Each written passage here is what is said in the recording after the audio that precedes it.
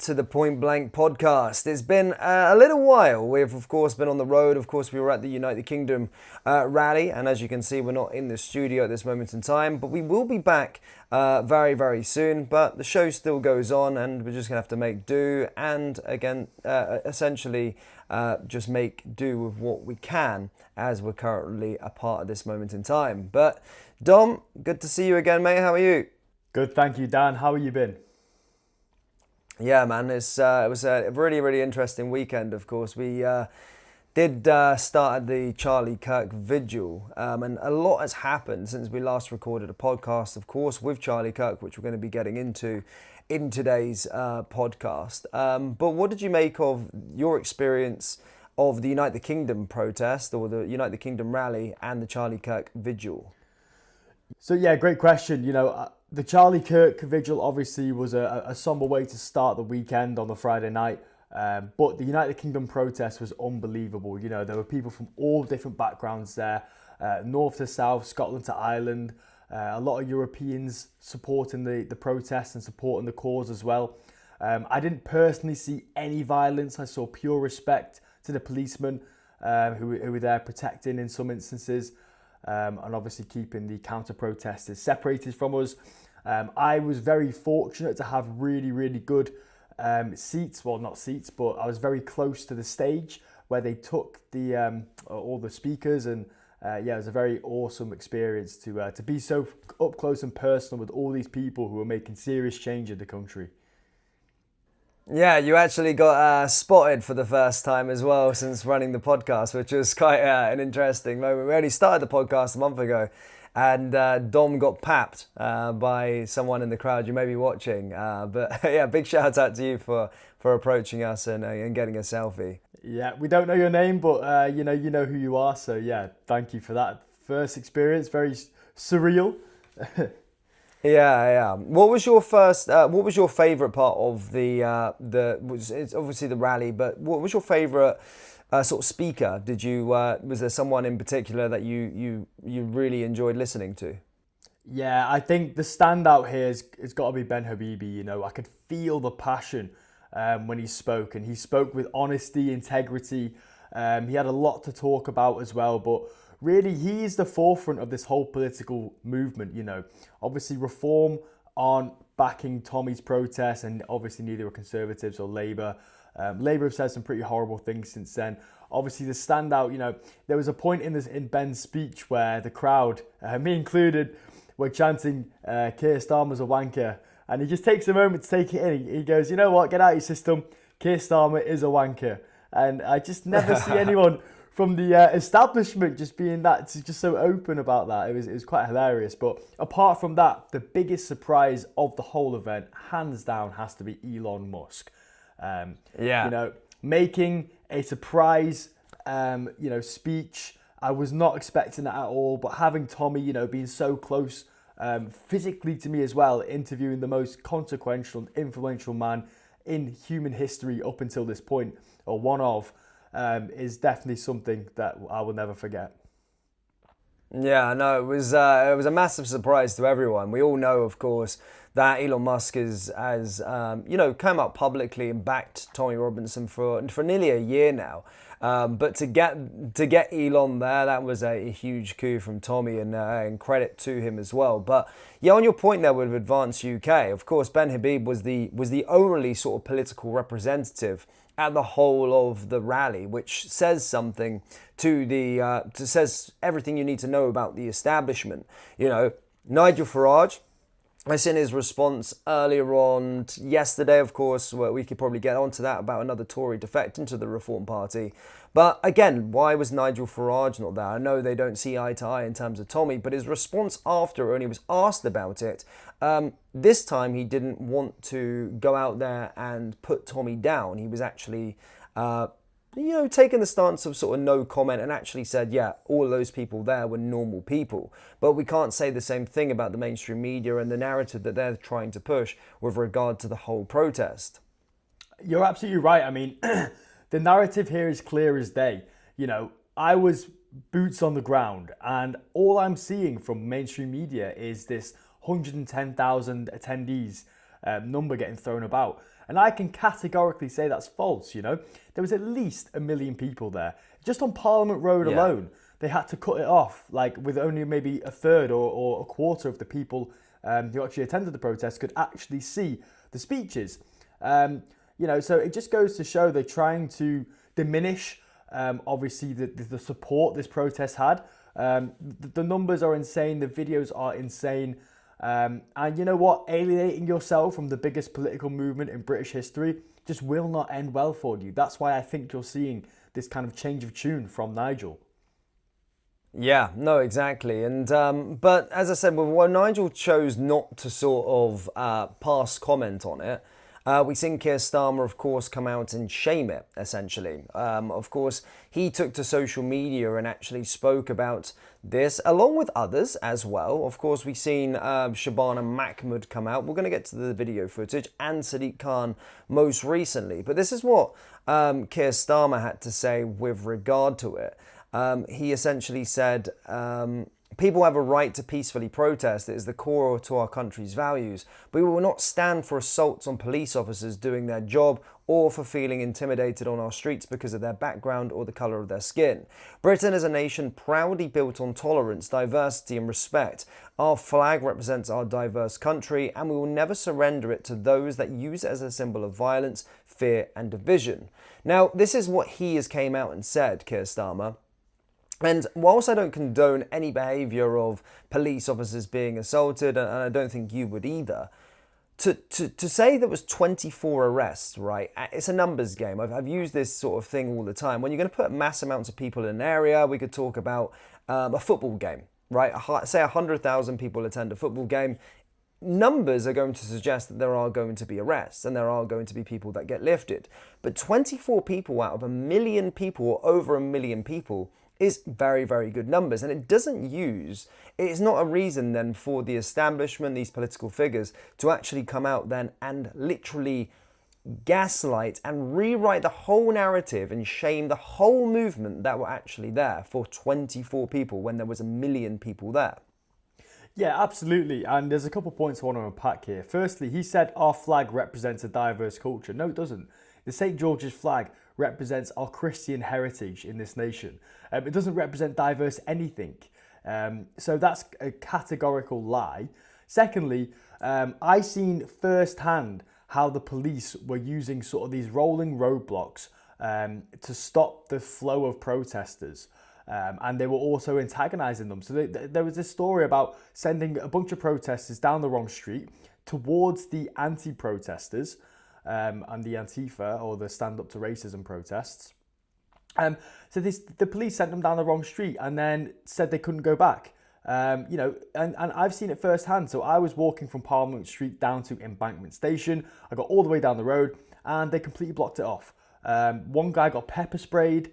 We couldn't physically, we were at Embankment Statement, but we couldn't enter. There was no reason why we couldn't enter.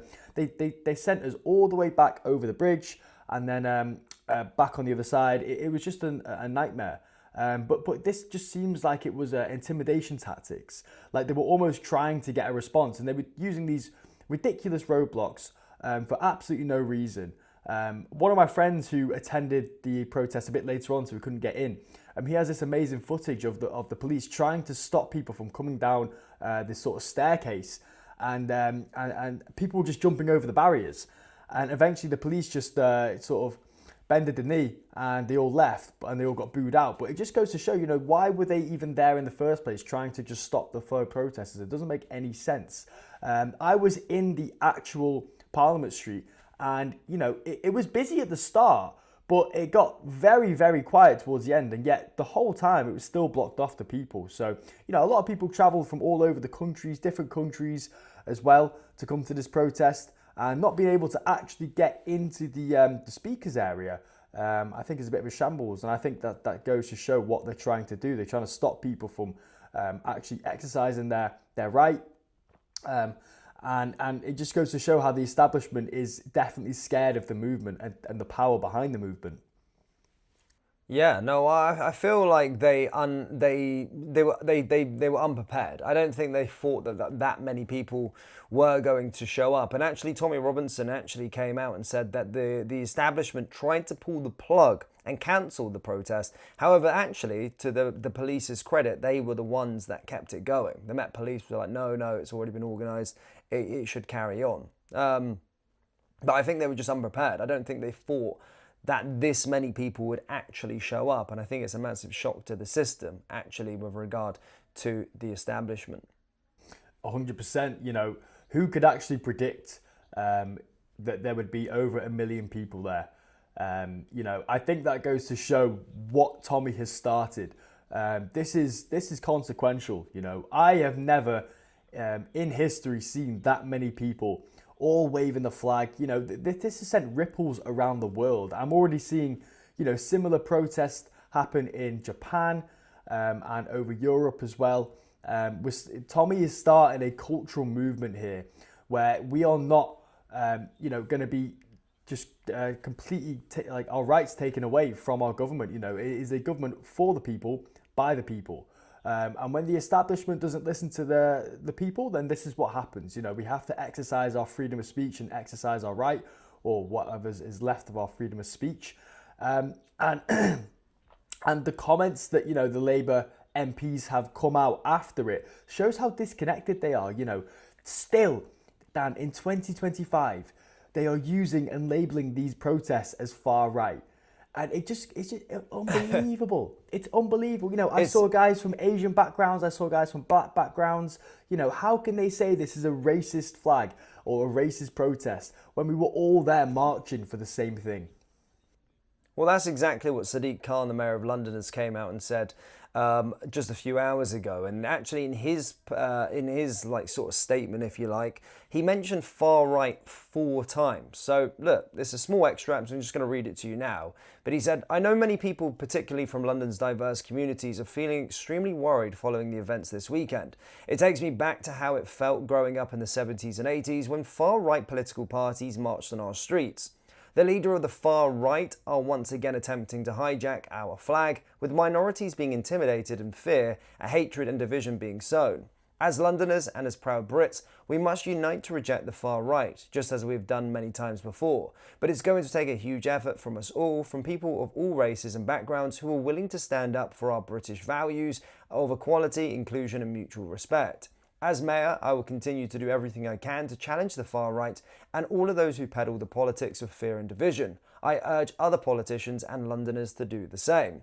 So that was his statement there. 4 times the word far right was mentioned. And it just goes to show that it is his narrative. And as stated, Notting Hill Carnival, I think, had 258 arrests. He came out and celebrated Londoners taking part in such a thing. Despite there being 258 arrests, this event had far more people, had 24 arrests, and he's trying to push a certain narrative to state that every individual that attended was far right, almost rubbishing their concerns and rubbishing their beliefs, which is absolutely suicidal, and again is gaslighting 101 there from Sadiq Khan. It's true, and also he's assuming that all minorities are on his side just because of their ethnic background. I can tell you right now that is categorically false. You know, and I also think it's quite racist actually to assume that, you know, people agree with him or people think a certain way just because of the colour of their skin or their ethnic background. You know, I was speaking to loads of people from different ethnic backgrounds, all the way from Mexico. Some of them, a lot of Asian guys, a lot of African guys as well. They were all here for the same thing. They're all tax-abiding citizens, and they came here legally. They had to pay thousands in visas to get the right to work in this country. They don't want to see their tax money go to freeloaders the exact same way the British population don't want to see their tax money go to freeloaders. So we are united in the same cause here. And I think Sadiq Khan is just playing this identity politics game that will not end well for him. Very true. Also, I just want to say something as well to you as well. A lot of stuff I've seen in the mainstream media, whether it was the BBC, I remember afterwards I was sitting in a pub and looking at their sort of headlines. And what I noticed pretty quickly was, you know, far right gather in London for anti-immigration protest. And I've said this time and time again, this was not marketed by Tommy Robinson as a anti-immigration protest. It was about freedom of speech. It was a free speech festival. That's what it was being marketed as. That's what it was. That's what the remit almost was for Tommy Robinson and the people that followed to come down.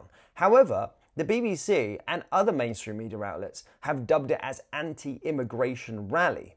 What do you make of that? Yes, you're right. The whole name of the protest is Unite the Kingdom. I don't really see how that's relevant to immigration. Obviously, there were a lot of anti-immigration and illegal immigration speakers there, which is fair enough, but it's not branded. There were a lot of speakers from a lot of different diverse backgrounds. We have some survivors of the rape gangs. We had a lot of politicians there as well. But it wasn't necessarily an anti-immigration. I think it's just slander, to be fair, and it's just trying to sort of label the protest as something that it really wasn't. At the end of the day, what we're doing there is uniting the kingdom and trying to make sure that the UK has its freedoms protected by the government, not infringed by the government. I can categorically deny. Obviously, it was to do with that. Obviously, a lot of people were very ideologically aligned in their immigration sort of beliefs there. But again, that's not why we were marching. Yeah. I want to show you a clip of the Sunday morning from Trevor Phillips. So, of course, Sir Trevor Phillips, a very famous news anchor for Sky News, mainstream media. And he came out and told the truth. He actually attended. He was one of these journalists that actually attended. And this is his thoughts and opinions of his time at the protests. Of course, I'm screen sharing with you, so it should be up there. Have a listen. The most alarming aspect of the event was just how normal the vast majority of the marchers were. I spent an hour or two amongst them, and my own impression was that they were mostly the sort of people you'd meet in a country pub or in half-time queue for the loo at football or at a concert. There was a sprinkling of black and brown faces, and the event was brought to a close by a gospel group singing Jerusalem. All that must worry the traditional mass parties, Labour and Conservatives, now polling at less than 40% between them. They're draining support to parties like Reform and the Greens. And yet, a man recently out of jail, condemned as an extremist thug by most mainstream media outlets, can rally a demo the size of the entire population of Cambridge or Blackpool. A feat you couldn't imagine either Sir Keir Starmer or Kemi Badenoch pulling off anytime soon. Perhaps the people are sending us all a message. Let's see if anyone at Westminster's listening. So as you can hear there, he literally said he went there himself. So good journalism from Trevor Phillips himself, but said literally like that the people that he's seen there attending were people that you would see in a country club, people that you would see at half-time of a football game. Just he was blown back by how normal every single individual was. And this clip went viral. And do you know what? Sky News actually deleted this commentary by Sir Trevor Phillips from their social media feeds. Of course, because it probably doesn't fit the narrative of the mainstream media and what they're trying to push. But as I said, a well-respected journalist coming out and saying how normal something was on Sky News. Yeah, of course they're going to delete it because it doesn't fit the same narrative they want to be pushing about all these far-right hooligans. Anybody with boots on the ground would understand that normal people are coming because at the end of the day, every single person in this nation is affected by these issues. So normal people are affected. They're not there to start violence. They're not there to, do hate crimes or just be a nuisance or start on the police. They are there to voice their opinion because they want change. We are overdue and the clock is ticking. And, I do respect his obviously on the ground, boot on the ground journalism here because it's so easy to read these sort of mainstream news headlines and to sort of get a narrative given to you about what the weekend was about. I think that's what you're seeing. I think there's a lot of these sort of keywords being thrown about in order to discredit the movement. But that's just not what the case is. They're trying to spin reality in a certain way because it doesn't match their agenda. And, their sort of propaganda is failing in real time. So many people were there and were able to give, real accounts like this man here. So yeah, I think more credit to him. Obviously, main issue is he's still being stifled by Sky News. I think what you'll see as well is like a Tucker Carlson type of career path for a lot of these people. They come from the mainstream and then they go to sort of their own media, because at the end of the day, they are controlled by the people who own that news channel. Yeah. So yeah, as stated, it was you're right about him and all of these kind of things. But the mainstream media are trying to try and do their best to discredit it, and of course, Labour politicians. But another thing that Trevor said there as well was Tommy Robinson just coming out of sort of prison can, garner such a crowd. There's no one in the political establishment that can garner such a crowd. I don't even care. Nigel Farage might be popular, but I don't think he could bring that many people to a protest or to a rally. And certainly Keir Starmer wouldn't be able to, nor would Kemi Bader. Mm-hmm. No, absolutely. They don't have the same type of aura, I would say, that Tommy has.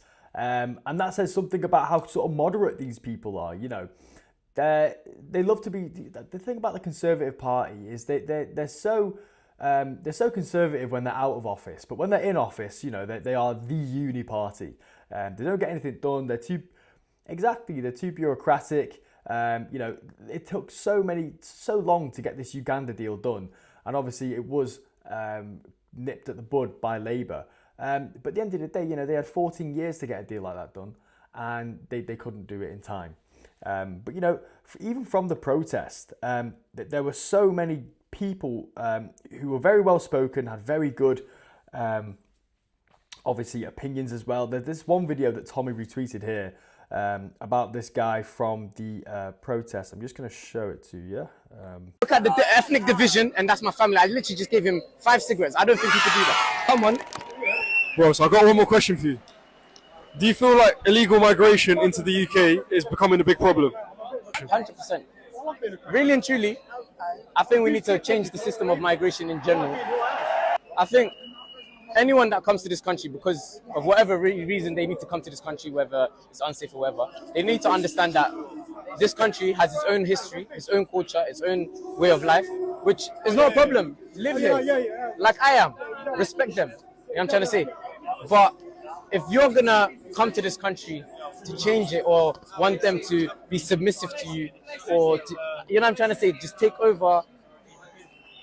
It doesn't matter. You could be white, black, Arab, or Asian. Just fuck off. I'm being serious. If you're trying to change this country, fuck off. But if you're gonna be living here and respecting the people here, then no problem. That's how I see it. And he's spot on there. Yeah, he's spot on completely, totally. Yeah, it's true. Like, again, this is a bipartisan issue. This is left nor right. This is black nor white. At the end of the day, if you come here to assimilate and to understand our culture and preserve our culture and sort of be a voice for it, then you know what? We welcome you. But he's absolutely right. When you come here with sort of ill intentions, when you want the sort of native population to submit to you, submit to your ideology, or submit to your culture, that's not going to work. And like this smart lad said, fuck off. And there's many other countries in this world that would sort of have a similar culture and ideology than obviously ones that don't agree with us. So they're a free agent. The world is a massive place. We don't need people who aren't ideologically aligned and don't want the best for Britain. That's just a matter of fact. And you know what? The more people who kind of get behind this movement, who aren't, who can't physically be labelled as far-right thugs, it just goes to show the legitimacy of the movement and the fact that it is bipartisan. Here. Yeah, no, I agree. Yeah. So, of course, talking about the sort of main political parties, and of course, we can go into Advance and what the impact that the United Kingdom and Ben Habib being there can do for Advance. But I just want to speak about the Reform Party now, of course, with yet another conservative defector. That, of course, being Danny Kruger. What do you make of this? What I'm starting to see is a lot of conservatives who were part of the old regime defect towards reform. I thought the whole appealing factor of reform was, well, there's something new. It's going to be something completely different. But having the people that are filling up the new populist right party with the same old sort of faces, aren't we going to get much of the same?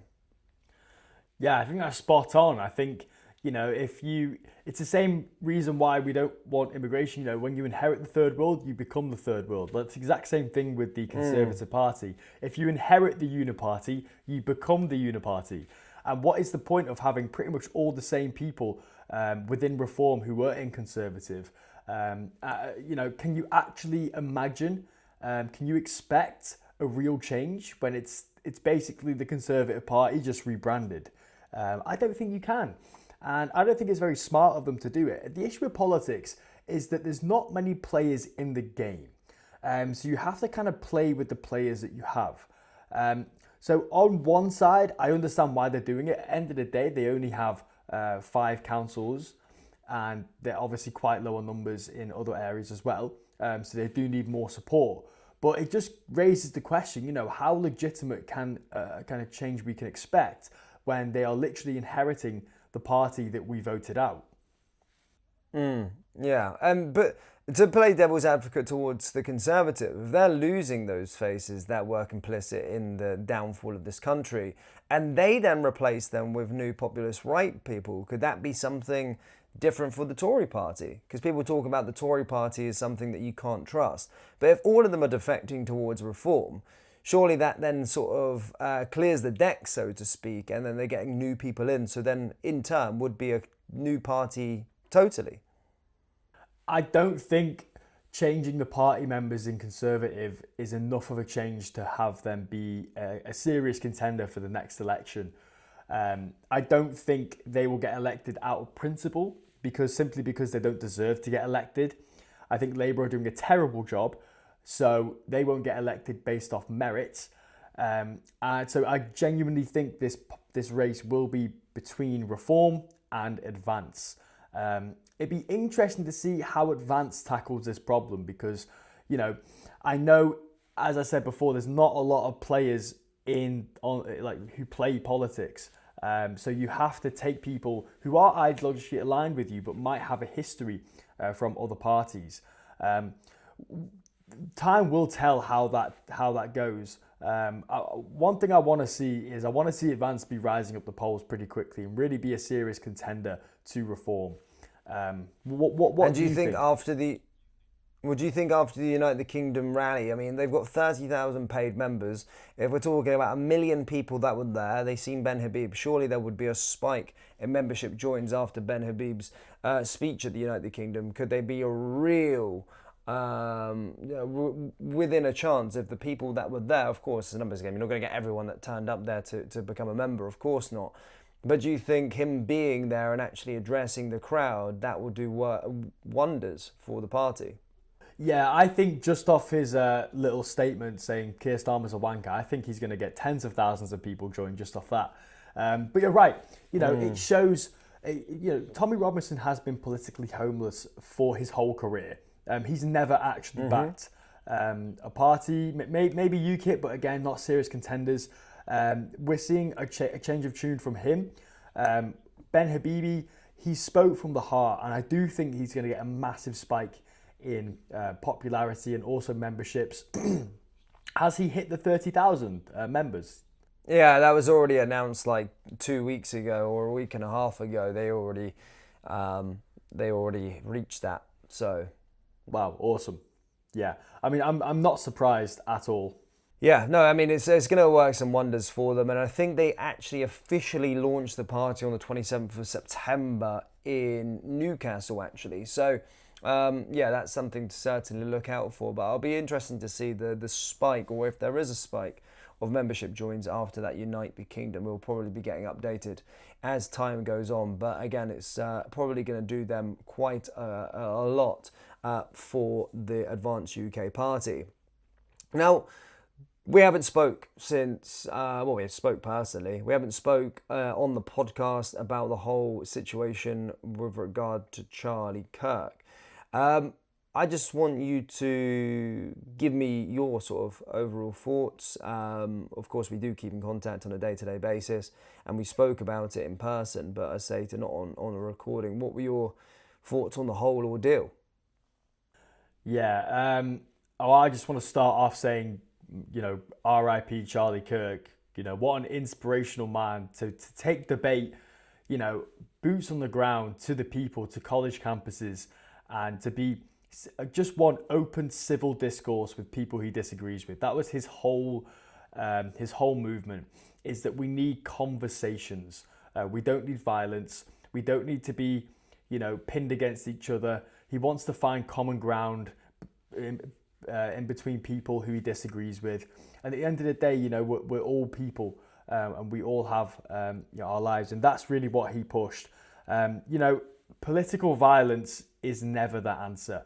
And what we are seeing in recent history is trans activists taking, serious, political killings and, mass murders.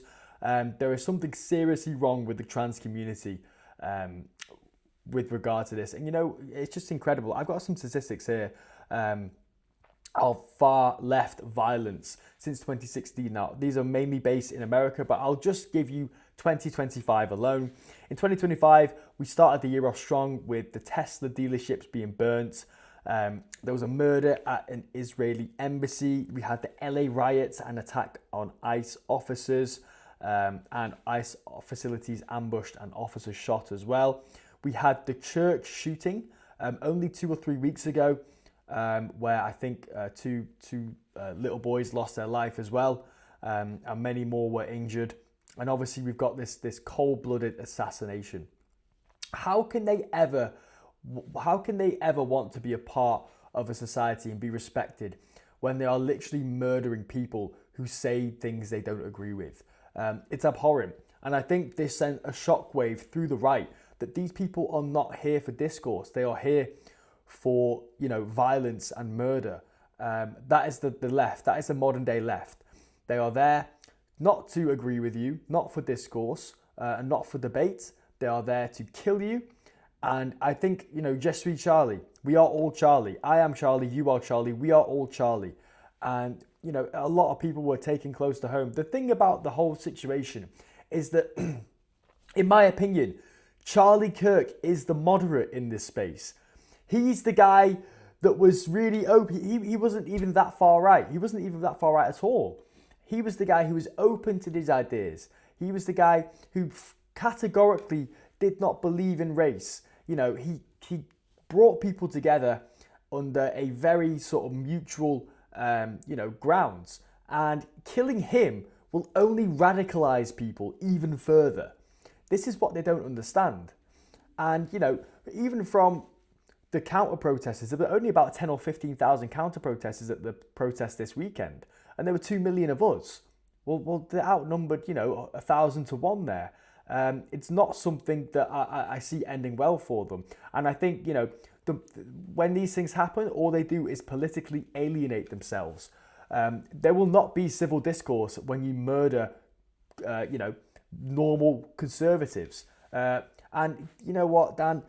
You and me have talked about this, and we've had personal discussions of people in our lives over supporting this death and celebrating this death. I've seen people posting their stories with the celebration song on it. It's absolutely abhorrent that people on the left are celebrating the death of a young Christian man with 2 children just because they didn't like what he said. There is no compassion. There is no empathy. There is no honor. It's disgusting. And I think it needs calling out in every step of the way. I think these people should lose their jobs. And I don't care what people say about free speech. You have the right to say that, but you don't have the right to keep your job after saying it. It's completely disgusting. And I think, there's been massive pushes on the right to call these peoples out, call these employers, call out these school teachers, these nurses who are saying these abhorrent things about Charlie. And, a lot of them are losing their jobs. And, it can't go on. We have to call this nonsense out. We have to call this nonsense out. Otherwise, it's going to persist. No person in their right mind should be calling for the death celebrating the death of a young Christian man who was killed in such a cold-blooded manner as well.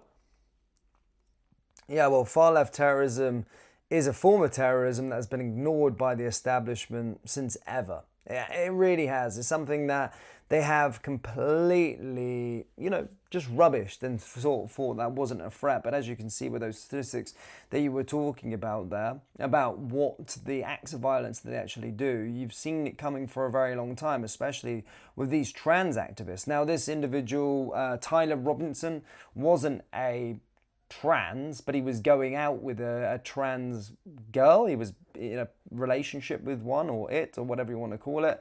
And again, he took the opportunity. He was a part of the community. He was brainwashed and had these sort of radical views, which then, of course, led to him taking out Charlie Kirk. And he actually left a death note. So I think if he had been killed, then there would have been a note there. It was destroyed, but the forensics were able to see it. And essentially, what the note was said, I have an opportunity to take out Charlie Kirk, and I'm going to take it. So that's what was said. But the family as well, by the way. So Tyler's family, they were the ones that handed him over. Of course, he will likely be receiving the death sentence. Utah does impose the penalty, of course. Lethal injection or death by firing squad should the accused want that penalty, but he's going to be getting the death penalty. There's no doubt about that. Yeah, Charlie was like a fourth son to Trump. He was absolutely consequential in the 2024 campaign. I would heavily suggest that this man be pushed forward in the queue as well, as a political statement. And you're absolutely right. The violence on the left is almost tolerated.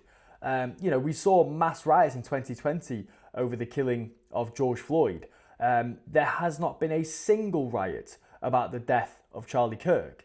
Well, I think that says something about the right. I think that says, political violence is not the answer. Even when one of the most consequential people in the movement, someone who had pretty much a heart of gold, was brutally murdered in front of his family, we still don't resort to violence.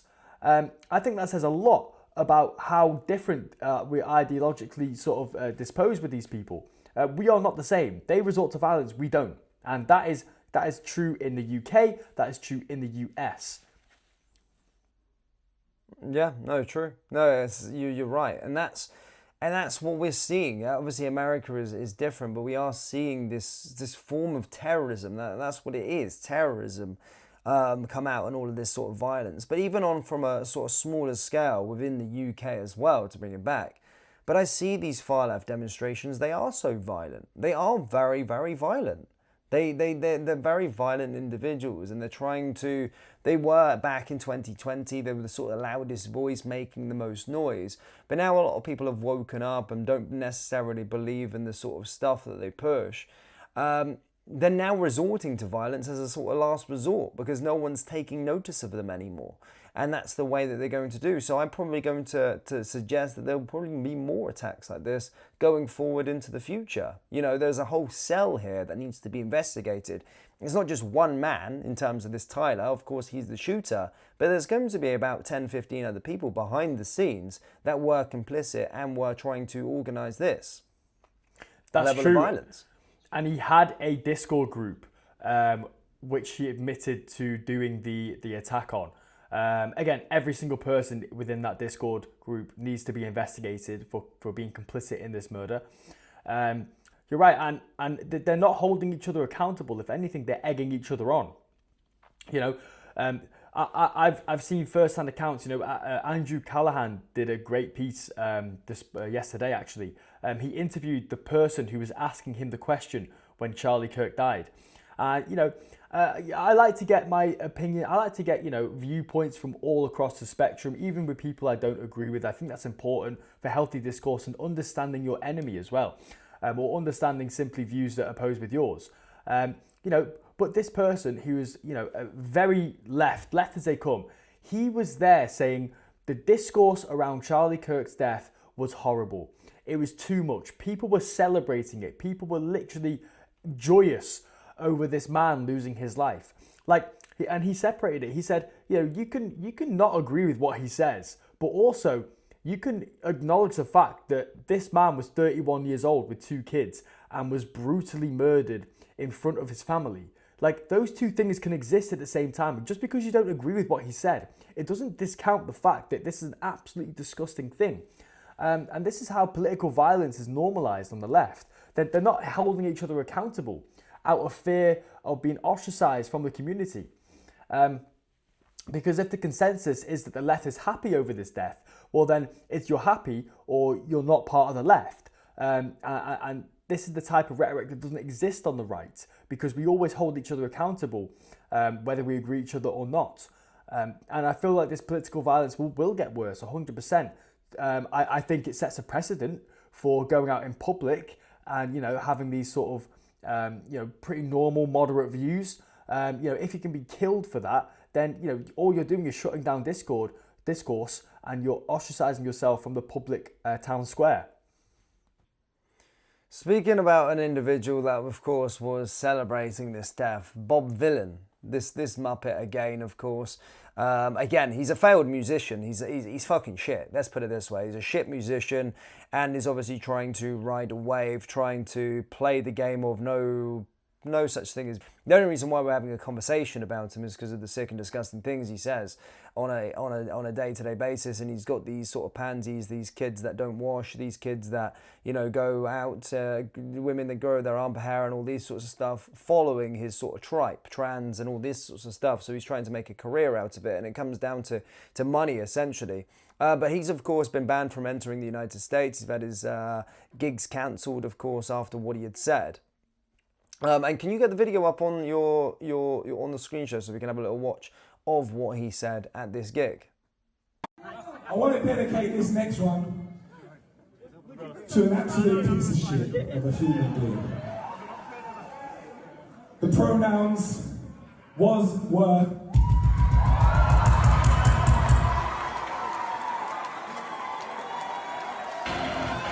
Because if you chat shit, you will get banned.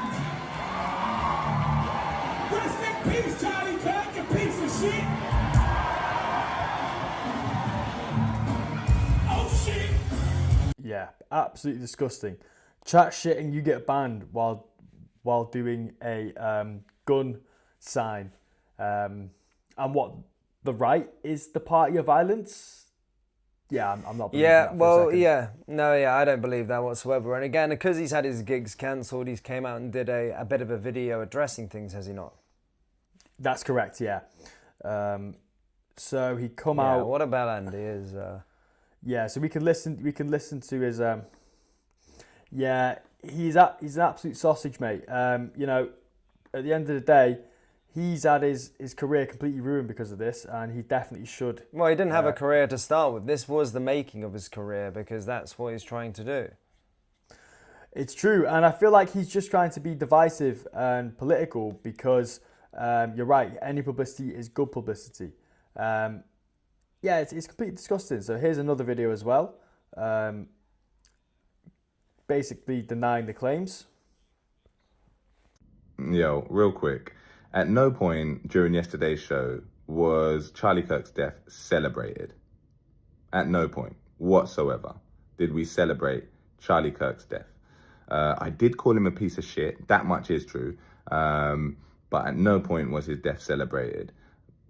If it was, go find me a quote, go find me something that proves that we were celebrating his death. You're not going to find it, because it didn't happen. What did happen is one reporter that bought their ticket online came with the sole purpose of finding something to report, and after I called him a piece of shit and we played a song, they have written that up as a celebration. Not a celebration, isn't a celebration, wasn't a celebration. Wow. What a bad end, eh? There's not you could probably blow a candle out through his ears. Jumping up and down and saying rest in piss Charlie Kirk, chat shit, get banged. That sounds like you're celebrating his death. That sounds like you're happy with his death. Well, when he said pronouns was, were, and then the whole crowd were cheering and all of this sorts of stuff. Yeah. I don't know how he can think he can kind of weed his way out of it by making one 50-second video saying, "Nah, it didn't happen, mate," where there's literally video proof of it happening. This guy I want him to be irrelevant. He annoys me. Yeah, and it was Vylan. And to be fair, he wouldn't be speaking this loud if it was in person, Oh, absolutely.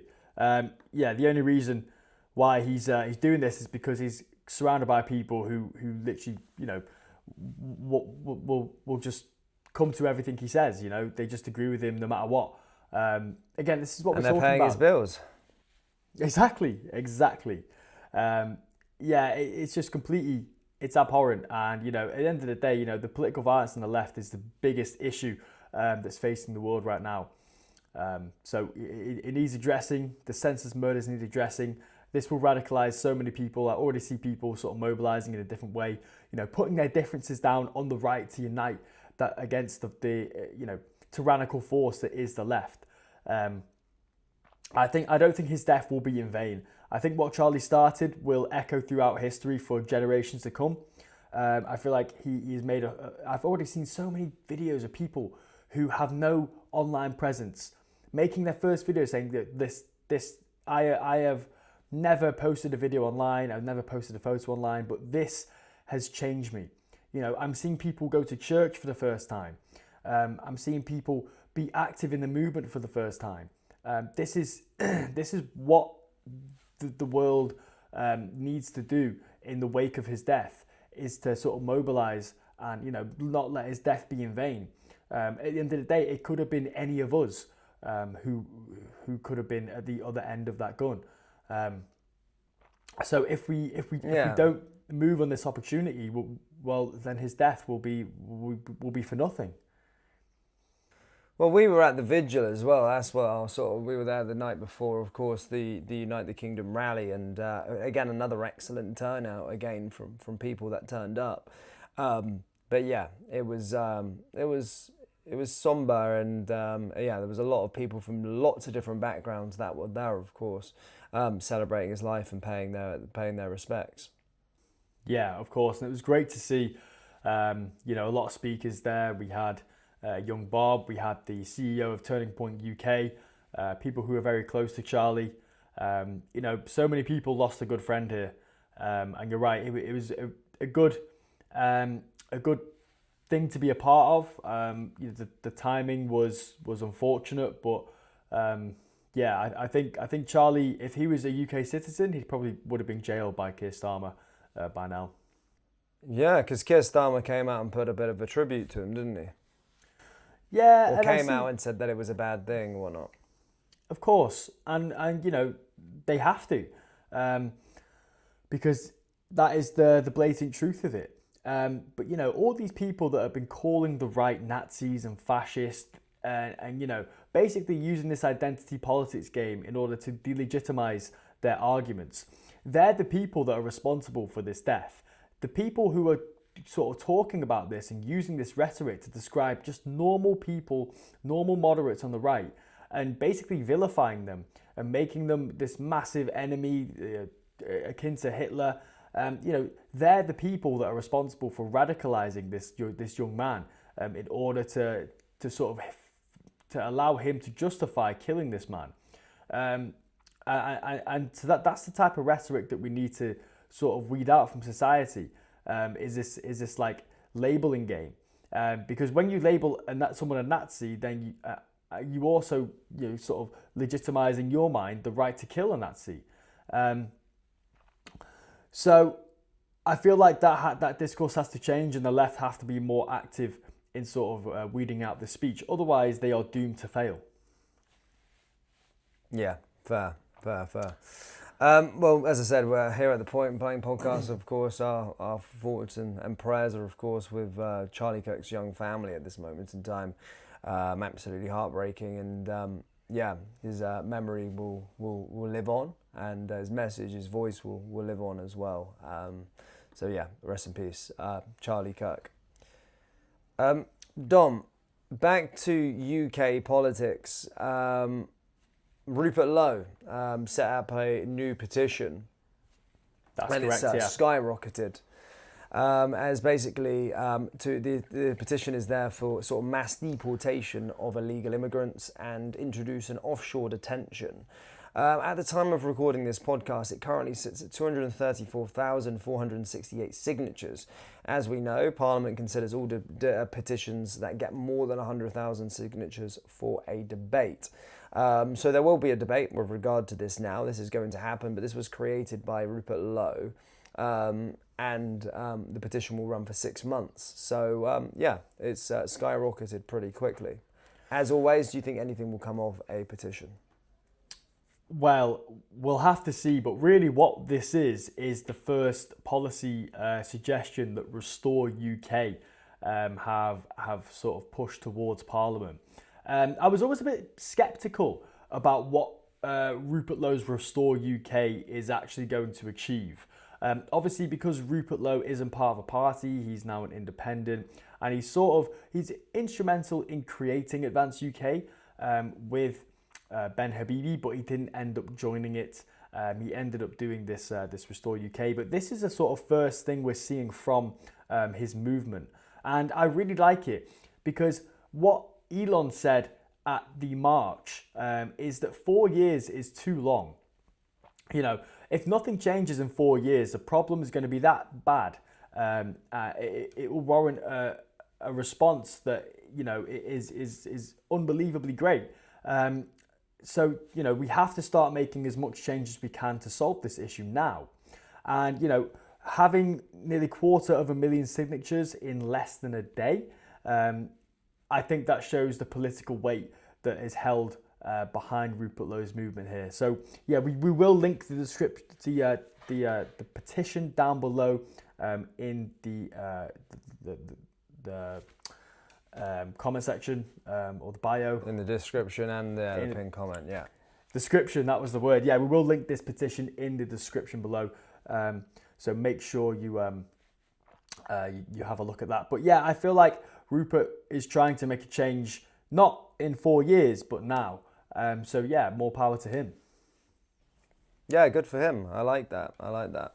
I don't know what else. Have you got anything else that you wanted to speak about in today's episode? Yeah, sure. So there is a few different things that I want to do. Obviously, Khan has bent the knee to the tube strikes as well, which were massively plaguing us this week. It was a nightmare. Absolute nightmare. Yeah, so they accepted a 3.4% raise up into £38,702. Now that is the salary for a tube, which is 71% higher than the overall national average. Obviously, we're talking about London right now. So, you know, if you just take the wage for a London wage, I think it's a pretty normal wage. But, you know, he said, we believe that this offer makes the best use of the budget we have available and we will maximise the level of pay increase we can provide for our people.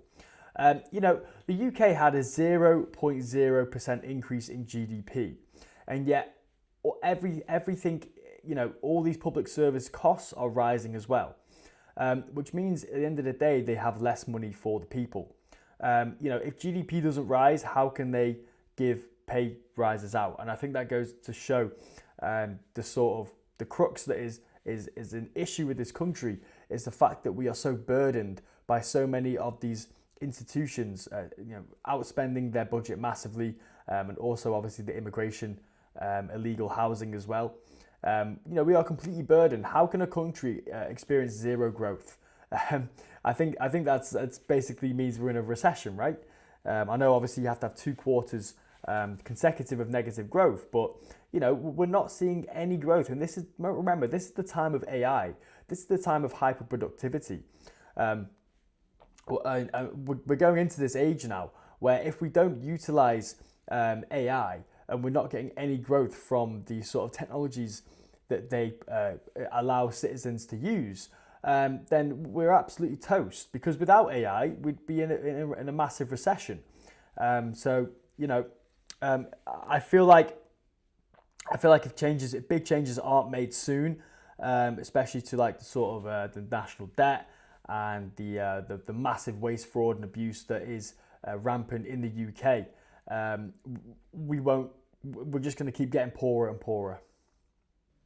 I hear that. I hear that. I mean, listen, the tubes was pretty crazy, the actual thing. But I think I've seen in their demands that they listed out all the things that they wanted, and they also put down 2-for-1 Legoland tickets. Right. Okay. That's what they. Yeah, so they wanted a few different things. And I think they're trying to push for a 4-day week. That's what the tube drivers want, like a 4-day week. So I think they want to work sort of 30 something hours instead of the sort of 40. They obviously want their pay to go up, as you mentioned, but then also wanted the 2-for-1 Legoland tickets as well. Well, no one's forcing them to be a tube driver. If they really didn't like the job, they could go somewhere else. At the end of the day, are we in a position to be giving public services pay rises? I wish we were. Obviously, I'm in favour for that when it makes sense on a fiscal sort of picture, but it doesn't. Are we just going to keep driving ourselves into more and more debt to keep rising the pay for public services? And keep they already earn, as you say, they already earn 71% more than the average worker. So, I mean, I don't know what the skill set is there for them. I know train drivers, it's the same thing. I think it's one of those jobs that a lot of people seem to think that they could just do without any sort of skill, but there is skill behind it, actually, to be fair. Of course, I'm not denying that, but when you're constantly placing the burden of pay rises on the public sector, all that does is stifle growth because you have to increase taxes as a deflationary measure. When the government is spending nearly 50% of the GDP of the year, that means only 50% of the society are responsible for 100% of the costs, because you can't tax public services because they are tax money, they are printed money.